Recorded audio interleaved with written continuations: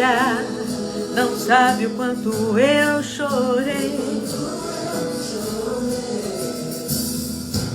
Pelo vale da sombra da morte, tão aflito eu caminhei. E os poucos amigos que eu tinha, não mais encontrei. Eu soube que falaram que eu não era mais um adorador. Calúnias inventaram, misericórdia, Senhor. Mas em silêncio Deus me viu e logo me levantou. Como antes e depois, minha história assinou. A prova eu venci, lutei e venci. O inimigo pelejou, contra mim ele tentou, mas com Deus eu consegui. A prova eu venci, lutei e venci. Aquele que me humilhou, mal de mim até falou, sabe agora que eu venci. O choro pode durar uma noite, mas a alegria vem ao amanhecer. Maior é aquele que está em nós do que aquele que está no mundo. Eu vim aqui trazer esperança para a sua vida e para o seu coração. O Senhor luta por você. Não precisei usar as armas da mentira e da maldade para alcançar minha vitória, para alcançar felicidade. O que estava em mim é maior do que o mundo, sim, Ele é. Oh, glória a Deus, eu canto e em Jesus estou de pé. Adora comigo. A prova eu venci, lutei e venci. O inimigo pelejou, contra mim ele tentou, mas com Deus eu consegui. A prova eu venci, lutei e venci. Aquele que me humilhou, mal de mim até falou, sabe agora que eu venci. Aquele que me humilhou, mal de mim até falou, sabe agora que eu venci.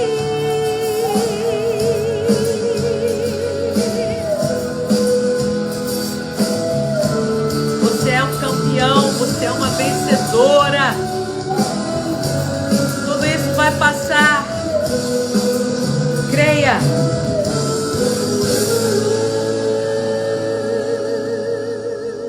Que ótimo que você está aqui, amigos da Mel, pessoal do grupo Valorize, que eu amo muito. Que bom. Quero ver Renata. Renata, manda um oi para mim, para eu poder te encontrar aqui e já te chamar.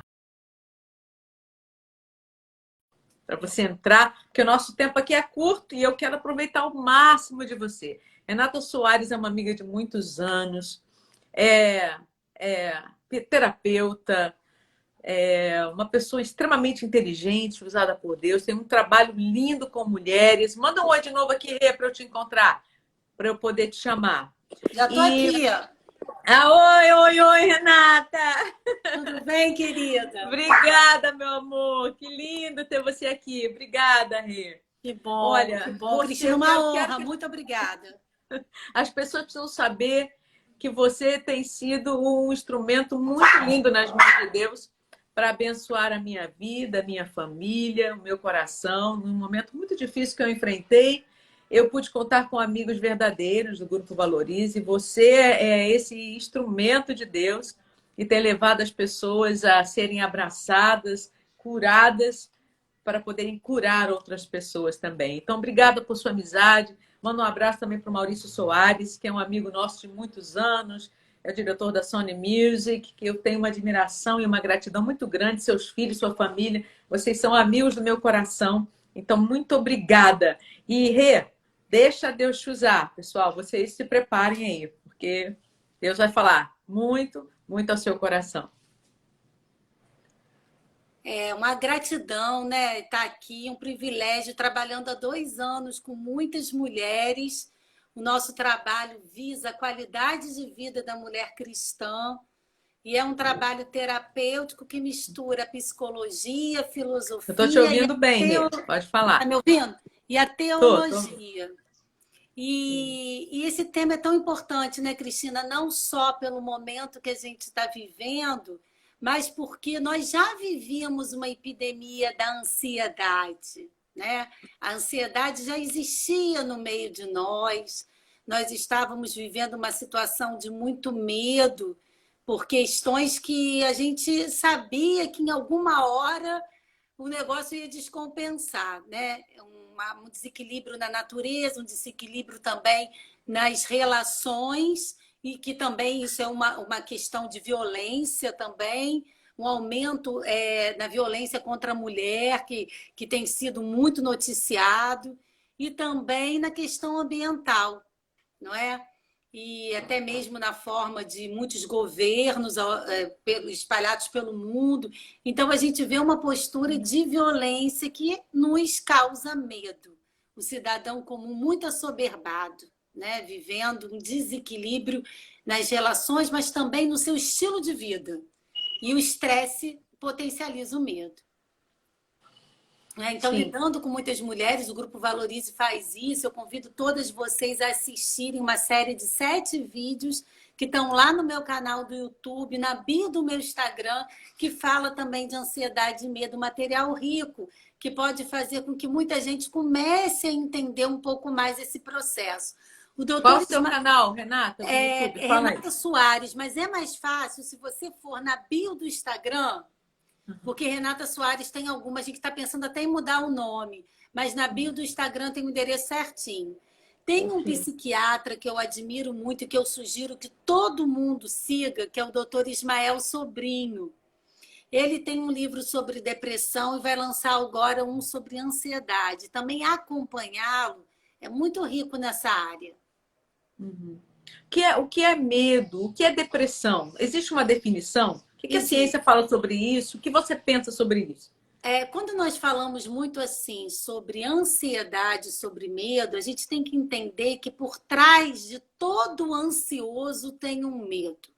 Por isso que por trás de toda ansiedade há um medo. Só que no momento da crise, esse medo ele vai se potencializar. Todas as crises fazem isso. Elas fazem com que medos que estão escondidos dentro de nós venham à tona. E aí eu aproveito um pouquinho para conversar com você sobre o que seriam os 2 tipos de medo. O primeiro, ele é fruto das nossas experiências pessoais. Traumas, situações que passamos e que toda vez que a gente se sente num ambiente muito parecido com aquele já vivenciado, a gente sente medo. Porque o ser humano tem memória.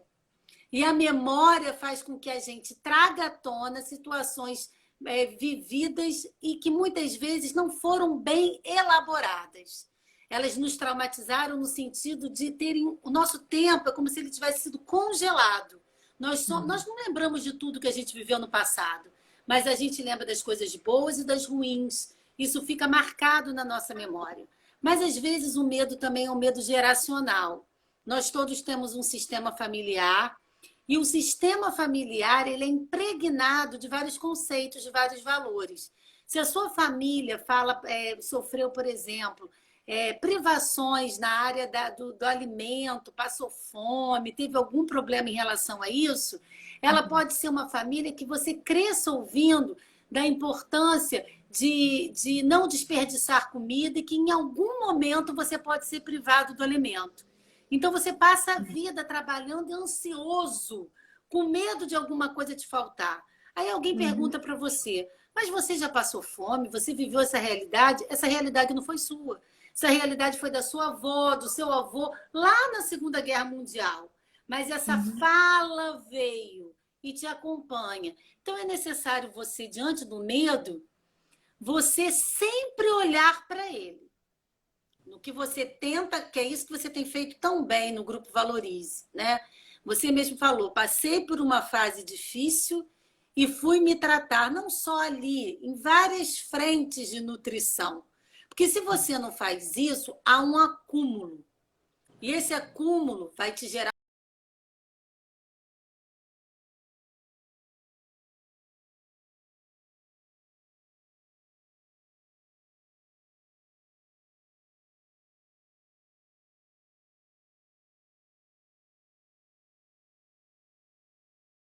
de seguir o seu dia a dia. Mas como eu estava falando, quando a gente olha para o medo, e às vezes a gente percebe que ele não é nosso, ele é do nosso sistema familiar, ele é de falas da nossa infância, da nossa adolescência, a gente dialogando com esse medo, a gente consegue se livrar dele. E o nível de ansiedade baixa. Entendi, entendi. E não é fácil olhar para as feridas, para os nossos medos, né? É mais fácil a gente achar que está entulhado, escondido, guardado, até que numa discussão, até que em uma situação, ele venha à tona outra vez. E aí você percebe que você está preso lá atrás. Se ainda está preso, congelado no tempo, como você falou. A crise, ela te engana muito, porque você tem vários motivos reais para estar com medo, né? Eu chamo de um ciclo do medo. Você fala que o medo é do vírus, depois o medo é do atendimento hospitalar, depois o medo é da crise econômica, depois o medo é do desemprego. E aí você começa a acreditar que todo o seu descompasso é fruto das circunstâncias da realidade, daquilo que é externo a você. Mas quando você tem feridas abertas, não é? Porque a crise é assim, ela traz lutos, porque ela traz separações. Todas as vezes que a crise vem, você vai sair de uma realidade, você vai ser transportado para outra, obrigatoriamente. Seja no divórcio, seja na perda dos seus pais, seja na perda de um emprego. Isso tudo são lutos que você precisa elaborar. São perdas, são separações. Na hora que a crise vem, a ferida está ali. Mas ela volta a sangrar. Então, é um convite que eu faço a todo mundo que está assistindo a gente, quem está assim, sentindo que já está passando no nível de uma certa normalidade, porque um pouco de medo, um pouco de ansiedade, não tem como você não sentir. Mas que você deve procurar uma ajuda, porque provavelmente tem uma conexão com a sua história pessoal e é uma grande chance de você se olhar. Porque já que a crise exige de nós mudanças, tomara que a gente varra, né, a nossa casa interna e seja ainda mais sarado, né? Porque a gente às vezes precisa estar, a gente está dentro de casa, mas às vezes nós não estamos conectados conosco, não estamos conectados com a menina que existe aqui dentro de nós, não estamos conectados com a nossa família, com o nosso eu interior, e nem conectados com as pessoas, devido ao nosso corre-corre, muitas vezes passamos e saímos e entramos, e agora a gente tem que olhar nos olhos um do outro e olhar para dentro. Esse tempo que Deus está dando para a gente, né? O mundo todo está no processo de reset, que é começar de novo. Só que a gente não começa do zero. A gente tem as nossas experiências, não é isso, Renato? Porque a gente já carrega a nossa bagagem, nosso histórico familiar e tudo. Então, caminhar e tendo conhecimento de que tudo que nós somos hoje é fruto daquilo que a gente viveu, de coisas boas e coisas ruins, dos nossos acertos e dos nossos erros. Qual é a diferença entre ansiedade e depressão, Rê? Pois é, a depressão é um estado de tristeza que faz com que você sempre esteja olhando para o passado. Quando você fala que você está deprimido, Você, na verdade, está com seu olhar para o passado. Você não se conecta com o tempo presente. O homem, o ser humano do século XXI, na verdade, ele começou a estranhar algumas coisas nesse período da quarentena, mas eram coisas que ele já vivia. Você sabe que nós já estávamos distanciados dos idosos da família, emocionalmente falando, com pouco tempo de visitá-los, de ouvi-los, de aprender com eles, não é? Porque eles trazem sabedoria, trazem as nossas raízes. Nós estávamos desconectados dos idosos, nós estávamos desconectados uns dos outros, com pouco tempo para as relações, inclusive distanciados das pessoas da nossa própria casa, com a comunicação muito interrompida. Então, muitas vezes, quando você passa um trauma e você fica com o seu olhar, porque aquele tempo ele congela e te aprisiona, o que acontece? Você não está no tempo presente. E só estando no tempo presente é que a sua conexão com as pessoas, com o seu trabalho, com o seu cônjuge, com o seu namorado vai fluir. Porque ele exige de você, a presença faz com que você vivencie o hoje. É tão estranho isso, porque nós lidamos com muitas mulheres, mulheres que estão deprimidas e mulheres que estão ansiosas. E muitas fazem uso de medicação para dormir. E você fica pensando por que o cérebro ele não se desconecta, ele não relaxa, ele não descansa. É como se você botasse um carro na garagem e ele tivesse com o motor ligado. Na hora que a gente põe a cabeça no travesseiro, todos os pensamentos vêm na cabeça. Uhum. Tem uma filósofa que eu gosto muito, que é a Hannah Arendt, quando ela teve que falar sobre os horrores da Segunda Guerra Mundial, depois que a guerra passou, e ela teve que tentar entender o que aconteceu, por que a barbárie foi instaurada. O argumento dela era esse, que a gente vivia num constante agir. E quando você está num constante agir, você não tem tempo, aquilo que você falou, de se conectar com você mesmo, de exercer um autoconhecimento, de ter uma reflexão. Aquilo que o rei Davi falou, aquieta minha alma, né? Por que estás abatido, ó minha alma? Por que te perturbas dentro de mim? Espere em Deus, pois ainda o verei. Você tem que acalmar a sua alma, acalmar as suas emoções, para que você se conecte com você, com o outro e com Deus. A prática da meditação, e quando a gente fala de meditação, a gente pode falar com toda tranquilidade, sendo cristãos, a prática da meditação é esse esvaziamento da mente. A mulher, quando ela está muito entulhada, isso é uma característica das mulheres do século XXI, elas não acreditam que podem ser ouvidas, que tem um ambiente para acolhê-las. Com esse excesso de carga, elas se desconectam do presente. Então, se elas têm um trauma, elas olham para o passado. Na teoria sistêmica, eu sou terapeuta sistêmica, a gente fica com o olho na morte, com o olho do que já foi.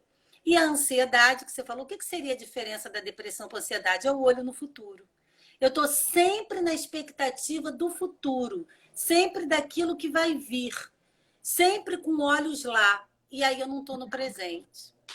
Tem uma coisa muito interessante, que é uma brincadeira que o meu professor de filosofia faz, que ele fala assim, um dos maiores medos do ser humano é da morte. Mas quando a morte chega, você não está mais vivo. Quando você tem total consciência da morte, se você vier a ter, né, a brincadeira que ele faz assim, você não vai estar mais vivo.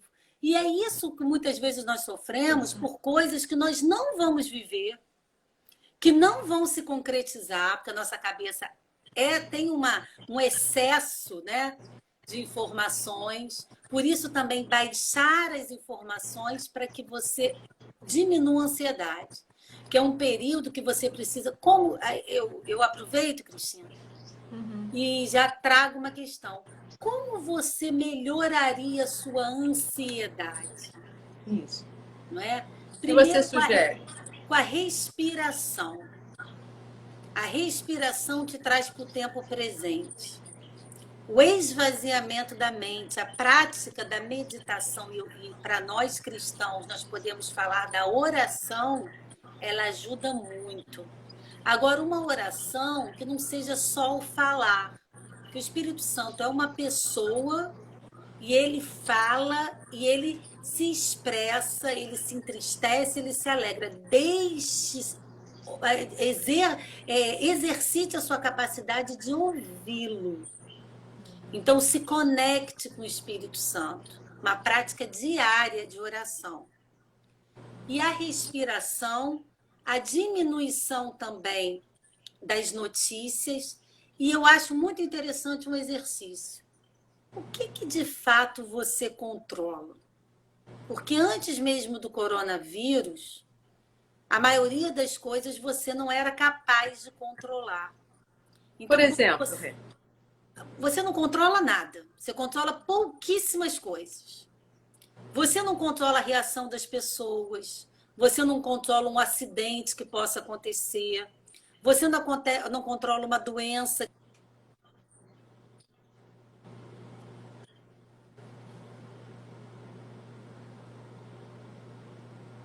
Oi, Rê. Você não controla o tempo, se vai esquentar, vai chover. Cabe a você, o engarrafamento. Exatamente. O controle do horário, né? Principalmente o que vem de fora para nós. A gente não controla.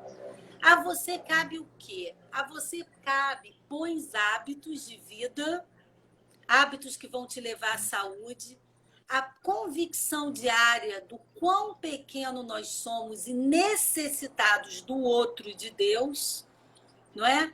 E também, quanto mais nós temos essa consciência daquilo que nos cabe, que seria cuidar primeiramente de nós. Você lembra que lá no Valorize a gente vive falando sobre isso. Só tem uma pessoa na vida que você vai conseguir mudar. E essa pessoa é você. Os relacionamentos são uma dança. Quando a gente muda, o outro muda. Então, se nutrindo, transborda e você nutre o outro. E aí você vai, na crise, joga isso na sua cara. Ela fala, olha, você não controla nada. Tudo está nas mãos de Deus.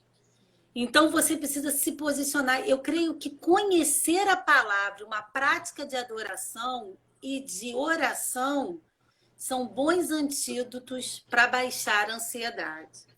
Agora, também tem uma coisa, sabe, Cristina? Há de nascer dentro de nós, com tudo que a gente está passando, uma outra postura em relação ao planeta e à nossa rotina. Não cabe mais uma postura diferenciada daquilo que Deus realmente fala, né? A palavra diz que mais vale o pão seco com paz do que muito com contenda. A gente vai ter que viver uma vida onde a gente inclua o outro, inclua o meio ambiente, inclua as práticas de relações saudáveis, porque a gente já entendeu que sozinhos, e a cultura capitalista visa muito o indivíduo, nós não vamos a lugar nenhum. Então, a ansiedade, para baixar, ela precisa de uma respiração, de uma conexão conosco mesmo e hábitos saudáveis. Todo mundo que pratica exercício aeróbico sente uma melhora muito grande. Todo mundo que tem a noite de sono preservada, menos conexão com as redes sociais, às vezes ficar com o celular até meia-noite, 1h da manhã, está mais do que provado que a luz ativa o seu cérebro. Não é? É verdade, é verdade. Isso são coisas muito boas, né? Tem várias práticas aí. A gente se uniu, nós mulheres, nesse grande círculo de mulheres, porque a gente também entendeu que a gente precisava ter uma vivência real. Isso é outra coisa também que eu acho que nos capacita a viver melhor. Isso mesmo, isso mesmo. Como a pessoa deve lidar com os traumas do passado? Por exemplo, pessoas que têm problemas com mãe, com pai, pessoas que foram abandonadas. Porque a gente fala muito da necessidade que o ser humano tem de pertencer, não é verdade? É verdade. De ser aceito, de ser amado. Mas e aquela pessoa que foi adotada, aquela pessoa que foi abandonada ou traída, aquela pessoa que teve um trauma lá e que ou que está com os papéis trocados, que não tá, é filho, mas está sendo pai do pai, mãe da mãe. Como é que a gente pode tratar isso? Essa ferida lá de trás, assim. Como é que a gente pode fazer? Tem uma coisa que eu acho muito interessante, que é meio que uma brincadeira que fala que é o 3D, que na crise esse 3D emerge, que é o desamor, o desamparo e a desvalia.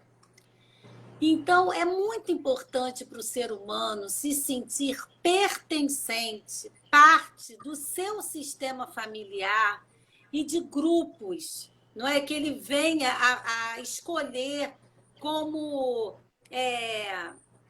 tribos, né? Pode ser um grupo de igreja, pode ser um grupo de um hobby. Esse pertencimento, ele é essencial.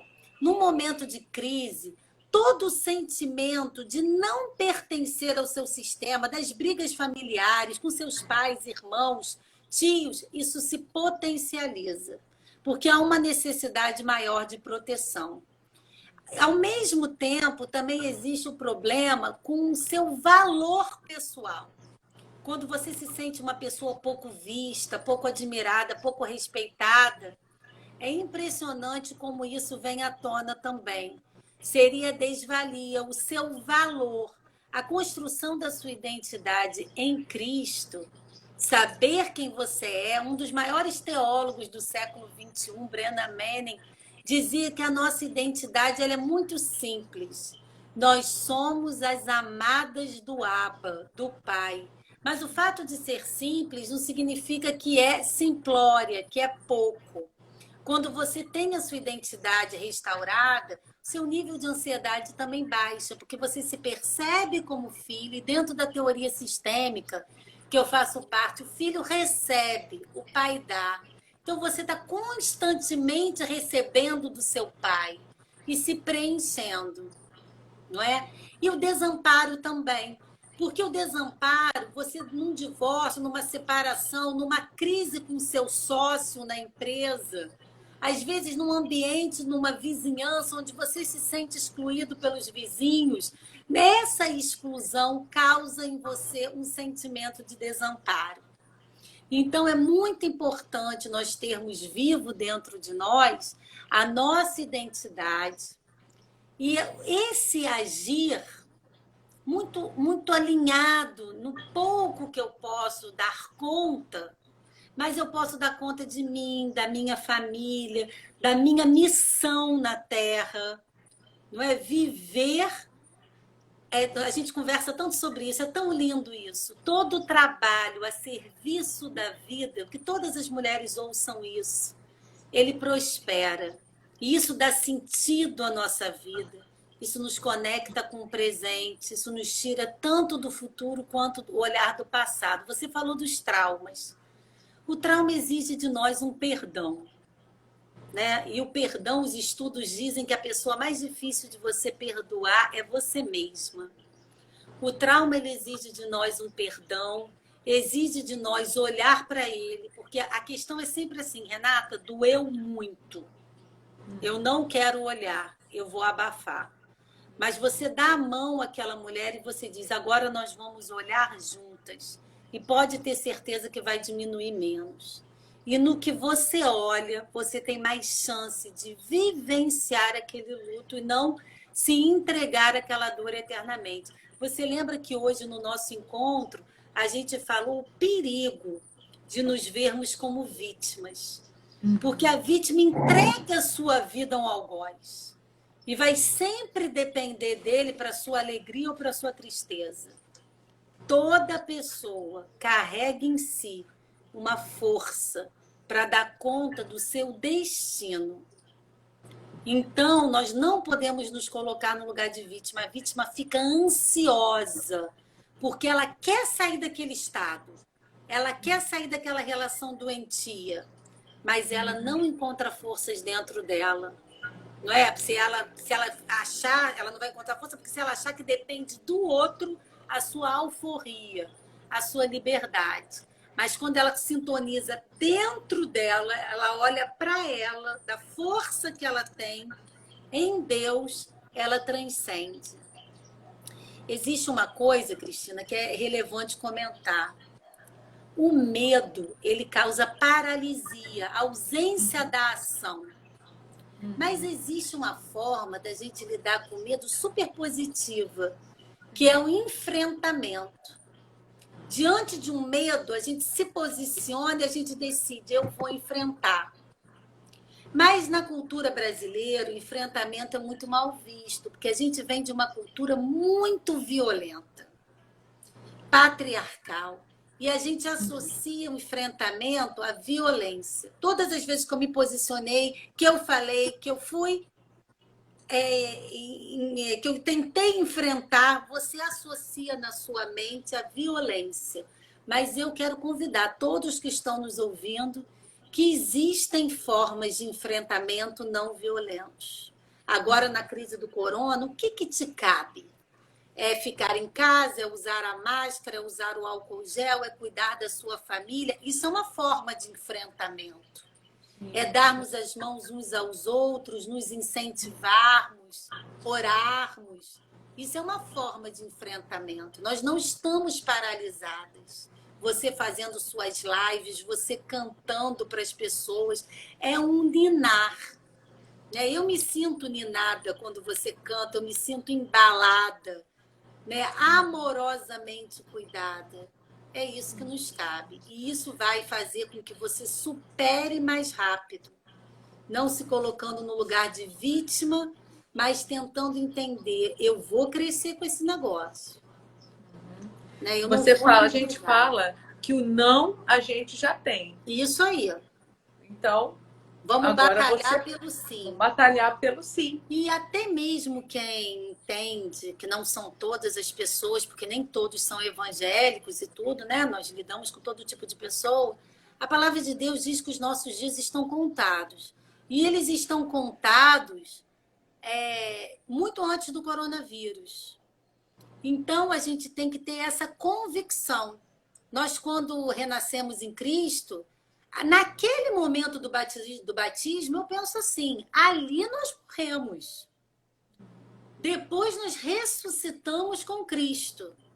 Então, o estado, porque quando a gente vai chamar alguma coisa, um conceito de budismo que fala de imanência, de você não conseguir morrer, você só vai viver de outra forma, as pessoas todas entendem. Mas dentro do cristianismo nós temos que entender isso.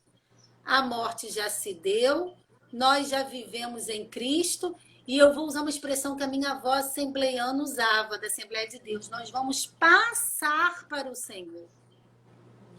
Então, nós vamos continuar vivendo, só que de outra forma. Quando esse medo da morte, do desconhecido, é muito intenso, há de se questionar até o grau de comunhão, e eu digo até um pouquinho, vou ser mais enfática, o quão salvo de fato você é. Claro que a salvação é dada por Deus, não depende do seu agir. Mas será que você de fato está compreendendo que você e Deus agora são um? São um. Isso são coisas que nós vamos trazendo. Eu quero trazer à memória tudo que me dá esperança. Sim. Então, a gente crenças limitantes. Emocional. Me fala um pouquinho dessas crenças limitantes. Eu vou contar um caso concreto, assim, para quem está nos assistindo com tanto carinho. Às vezes a gente carrega uns medos que a gente não sabe de onde veio, né? Aí eu ouvi uma história há pouco tempo que era assim. Tinha uma moça que ela vivia com medo de assalto. E ela tinha muito medo de violência. E o terapeuta ficou meio perdido, sem saber de onde aquilo vinha. A primeira pergunta, você já foi assaltada? E ela disse, não. E como é que é esse medo? Ela disse, eu tenho medo de ser assaltada à noite por um homem. E, mas você não tem medo de ser assaltada por um grupo, por uma mulher? Não. Eu tenho medo de ser assaltada à noite por um homem. De dia eu ando bem. De noite eu tenho muito medo. E aí ela começou a trazer a lembrança. Porque crença limitante são todos os conceitos que você aprende na sua infância. Não é? E que não são verdadeiros, mas são tidos pelo seu sistema familiar como regras verdadeiras e imbatíveis. E aí ela conversando com a mãe, ela falou: mamãe, o que está acontecendo? Eu tenho esse medo. A mãe falou: mas eu não te contei. Eu sempre falei para você ter muito cuidado à noite, para você ter cuidado com os homens que você encontra no ponto de ônibus, na rua. Mãe, por que você falava isso? E a mãe falou: quando eu estava grávida de você, eu fui assaltada por um homem à noite. Então você cresceu ouvindo não o relato do assalto, mas o relato de quão perigoso é. E você, mulher que está aí do outro lado, talvez você tenha ouvido muitas coisas do tipo: você só vai ter um sucesso financeiro se você trabalhar. Às vezes o seu sustento vai vir do marido, não é? De uma outra forma, mas você acredita que a força está só na sua mão. Se você deixar de trabalhar, você vai passar fome. Não tem um meio termo, do desemprego à fome em 24 horas, né? Meu Deus. Tem gente que traz uma crença limitante de que se você não construiu até agora e você é uma mulher de meia idade, você não pode mais recomeçar nada profissional, uma relação amorosa, que todos os relacionamentos entre um homem e uma mulher são problemáticos, não é? Que toda doença, ela caminha para a morte. Tem famílias que têm pânico de doença. Você não conhece isso, Cristina? Conheço. Às vezes a bisa morreu de uma doença, todo mundo se sente conectado com aquilo. Né? É tão engraçado que às vezes você perde. Eu tenho várias amigas e algumas perderam a mãe. E aí elas começam: estou com dor nas costas, vivo gripada, eu tenho um problema muito grande que me faz mancar. Eu falei: mas gente, quem fazia isso era sua mãe. Mal ela morreu, você se conectou nesse nível com ela, que a gente herda também, né? E às vezes não é a doença, mas é aquele mal-estar que era do outro e que você, por uma fidelidade parental, você ressuscita. Você às vezes não ressuscita o dom da sua mãe de fazer um bolo, mas você começa a sentir o que ela sentia e ela vive através de você de uma forma equivocada. Então, são coisas que você tem que observar e se libertar da crença limitante. Tem uma crença que fala muito assim, que eu acho entre nós mulheres, né? A questão do tempo. Como o tempo da gravidez, o tempo de estudar. Eu não estudei na juventude, agora não dá mais. O tempo de abrir um negócio. A mulher está muito conectada com essa questão do tempo, Só que o século XXI trouxe muitos avanços na área da ciência. E as pessoas vivem com uma qualidade de vida muito maior. Então, nós somos a primeira geração que, com 40 anos, a mãe já era chamada de velha. Mas a nossa geração não precisa se perceber assim, porque ela ainda pode construir muita coisa. Né? A gente vive mais ou menos aqui até os 80, 90 anos. Então, se você começa, vamos lá, com 45, você vai ter 40 anos para você trabalhar. Não é pouco, né, Cristina? Não, é bastante tempo. Dá para fazer muita coisa boa. Você então, essa sabe história de dizer que seu tempo passou, isso, né? Que não há nada mais que você possa fazer. Não tome essa crença limitante para você. Isso. Diga que eu vou te falar. Eu posso. 3 acidentes naturais e 3 acidentes não naturais que geram um luto, que exigem o luto e que podem causar muita dor. Acho que essa é uma informação boa para as pessoas que estão nos assistindo. Quando há um nascimento, tão bom, né? Um bebê, mas é um luto profundo. Você conhece a crise que muitas mães têm, a depressão pós-parto, não é? Porque, na verdade, é um sentimento de morte da filha. Não é? Porque está nascendo uma mãe. Para que algo nasça, alguma coisa tem que morrer. Então, o nascimento, casamento, aquela filhinha que morava com pai e mãe também não morre para nascer a esposa? A esposa, e a dona morte? de casa. Pois é, a morte de algum parente, as mortes que você vai vivenciar ao longo da vida, elas exigem de nós um luto. Mas também esses seriam os 3 acidentes naturais: o nascimento, o casamento e a morte. Mas também existem os acidentes não naturais. E aí tem um que eu acho muito interessante, seria a morte precoce, o divórcio. Você sabe que o divórcio gera um luto, não é? Você sai de uma condição para outra, isso tem que ser muito bem observado, até porque se você não vivenciar esse luto, você pode até casar de novo. Mas aquele falecido, a esposa ou o marido da primeira relação, vai junto. Então você É tem que ter muito verdade. cuidado com isso. A morte precoce, o divórcio e a aposentadoria. A gente nunca alerta para isso. Mas a Interessante. aposentadoria é um luto profundo. Eu não digo nem tanto por nós vivermos, que aí você não tem jeito, você vai sentir a dor. Mas respeitar a dor do outro. A aposentadoria não é uma tarefa fácil, porque a nossa identidade é muito formada na profissão. É verdade. É verdade. Né? Exigem luto, Por isso que às vezes separação, é tão são difícil da crises. pessoa se aposentar, né? Muitos dizem, Exatamente. ah, você vai aposentar, vai morrer de desgosto, não vai arrumar o que fazer. E realmente, é E você tem outros que deixar. se sentem livres, com potência para viver. Mas por quê? Porque elaboraram bem esse luto. E qual é o resultado da boa elaboração?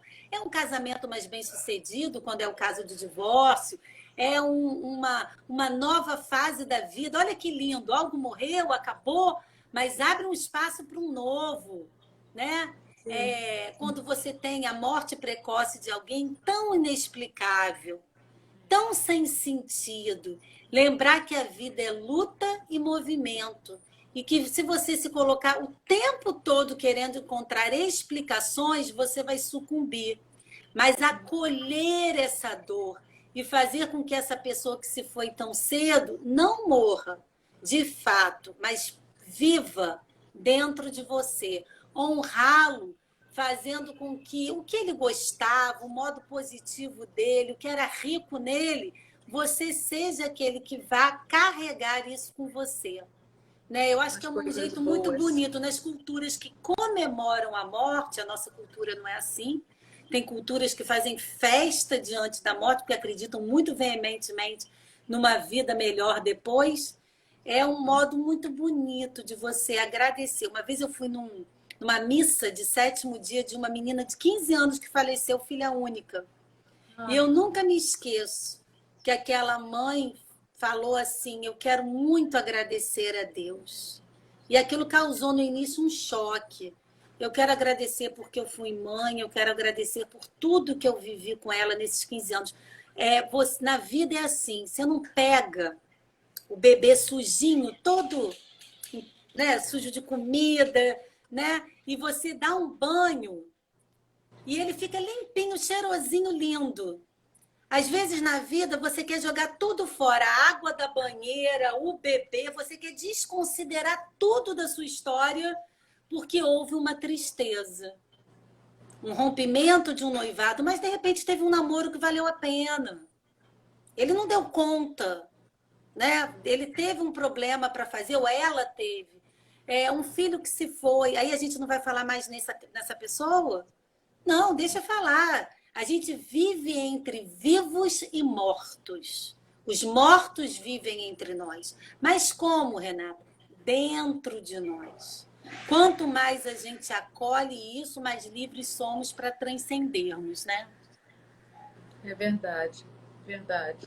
Porque o luto, ele precisa ser vivido. E tem algumas fases do luto, né, Rê? Tem, são 5.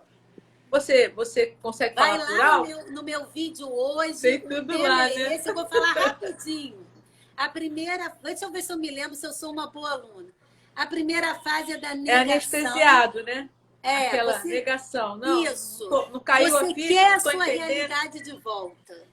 Vamos É, trazer para a quarentena. Você quer a sua realidade de volta. Quem entendeu que o negócio não ia ficar bom rápido, logo voltou à vida. Então, a primeira é a negação. A segunda é a raiva. Já que a realidade não volta a ser como antes, nasce em mim uma raiva. A raiva é extremamente positiva. Falo é isso mesmo. para todos os crentes. Os crentes abafam a raiva, mas a raiva faz a gente tomar decisões definitivas na Mudanças, nossa vida. mudanças de vida. Ah, Mudanças. A raiva, ela não é, ela pode te levar à vingança, que seria uma coisa muito negativa, ou ela faz com que você dê um basta. Então a gente tem que dialogar com a raiva. Então é a negação, a raiva, depois uma barganha. Se eu tivesse agido diferente, aquilo não teria acontecido. Isso é uma fase muito triste, porque a De coisa do culpa, né? controle, do Aquela controle. culpa. A culpa é uma coisa que você quer trazer para você dar conta de algo que você jamais daria, que é acima de você. A terceira é da depressão. A dor precisa ser vivida e na nossa sociedade há pouco espaço para os sentimentos negativos. Dor, fracasso, fracasso e derrota é a mesma coisa. Dor, fracasso, insucesso profissional também, porque às vezes o fracasso não é na ordem profissional. Insucesso profissional, limitação. A gente lida mal com os nossos limites, né? Sim. Então a dor precisa ser vivenciada. Mas ela Aquele precisa ter um momento em que você começo se retira, que se retira, se fecha. Aquele momento que você não quer ver ninguém, que você... Exatamente. Né? E, Cristina, se você permanecer na dor, aí você precisa de uma ajuda. Mas ela precisa... Porque tem aquele momento da bifurcação, né, Rê? Exatamente. Que você pode ou permanecer na dor, prostrado, ou Isso. você pode olhar para frente e caminhar. E aí você está indo para a quinta fase, que é a da aceitação, não como uma coisa foi boa, tudo bem, não. Eu me rendo. Aconteceu. E eu aceito isso, porque você vai ter que aceitar muitas coisas na sua vida. Eu aceito e eu vou estabelecer uma nova forma para o meu viver. Não é? Eu vou caminhar apaziguada com isso. Por isso que eu falo desse exercício de trazer para dentro de si. Eu acho tão bonito quando você pensa assim, perdi um emprego, vivi um luto.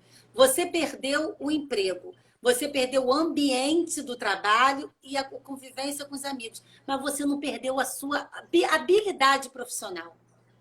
Você perdeu um filho. Você não perdeu a sua vida. Não, nem a sua vida, seu nem talento. a sua habilidade. Isso é uma coisa que ninguém vai te roubar. É a sua profissão.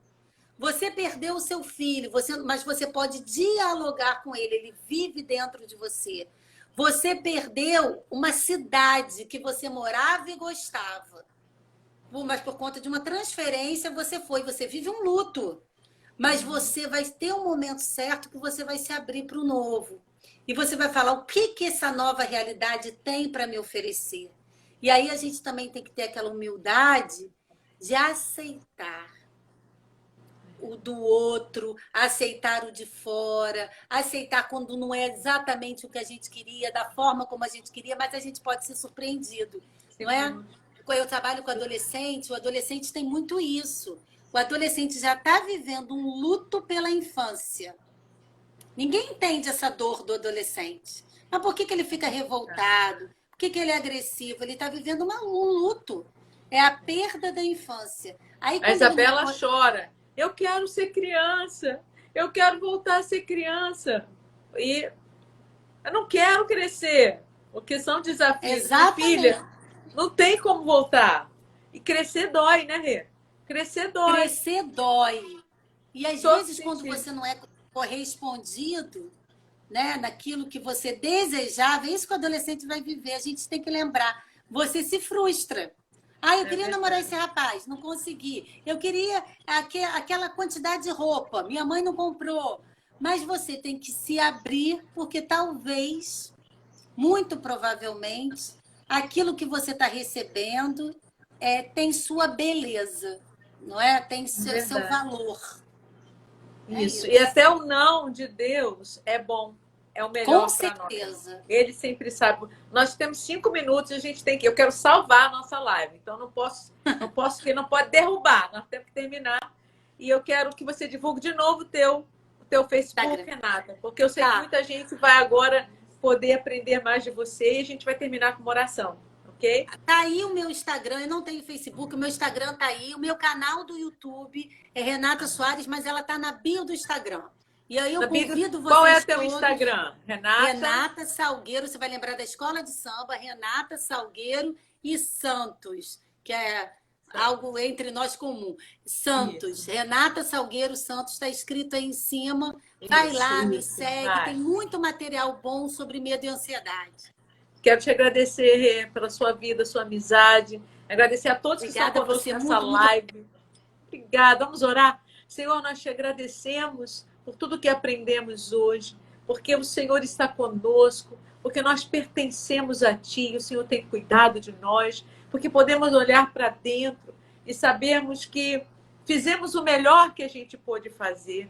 A gente fez o nosso melhor, que as pessoas só dão aquilo que têm, que haja perdão, que haja força Amém, que vem do Senhor. alto, que a gente possa enfrentar os nossos medos e olhar para frente e trazer à memória aquilo que nos dá esperança. Que a gente possa aprender com esse momento, Senhor, a cuidar do que é nosso, a vencermos os nossos obstáculos e a acreditarmos que o Senhor é bom o tempo todo e tem um plano para as nossas vidas. Obrigada pela vida da Renata, obrigada por todas as pessoas, mulheres, homens e crianças e jovens que estão conosco nessa live. Continua nos usando, Pai, para a tua glória em tudo, pelo Grupo Valorize, por tudo que o Senhor é. Em Amém, nome de Senhor. Jesus. Jesus. Amém. Amém. Um beijo, gente. Beijo, Rê, nós te amo. chamamos. E Beijo. amanhã tem mais live. Vai lá no meu feed para você saber tudo que vai acontecer. Amanhã com a pastora Nadiede, a gente vai falar sobre louvor.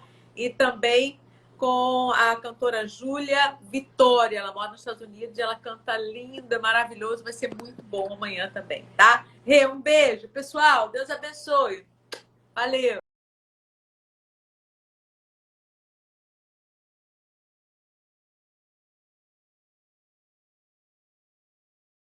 Encerrar. Como é que vai ser aqui, sabe?